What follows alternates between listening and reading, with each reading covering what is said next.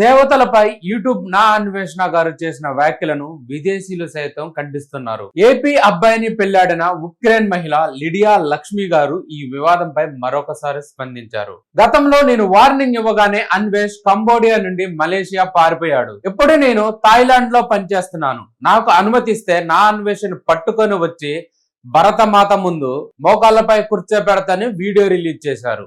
ప్రపంచ దేశాలు సైతం మన సంస్కృతిని గౌరవిస్తాయి, మన సాంప్రదాయాల్ని పాటిస్తున్నాయి. మన దేశంలోనే పుట్టి నా అన్వేషణ లాంటి వ్యక్తులు మన దేశానికి వ్యతిరేకంగా, అంటే మన సంస్కృతి సాంప్రదాయాలకు వ్యతిరేకంగా మాట్లాడటం ఎంతవరకు కరెక్టు? ప్రపంచ యాత్రికునని చెప్పుకుంటూ ప్రపంచ దేశాలన్నీ తిరుగుతున్నాడు. ఆ తిరగడానికి వచ్చే డబ్బులు యూట్యూబ్ నుంచి సంపాదిస్తున్నాడు. ఇతను ఫాలోవర్స్ ఎక్కువగా హిందువులే ఉన్నారు.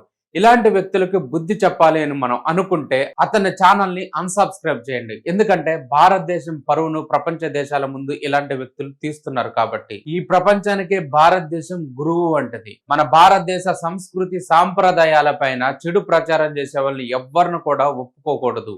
అంతేకాదు వీళ్ళపైన ప్రభుత్వం కఠినమైన చర్యలు తీసుకుంటేనే ఇలాంటి వాళ్ళని చూసి వేరే వాళ్ళు మాట్లాడటానికి భయపడతారు.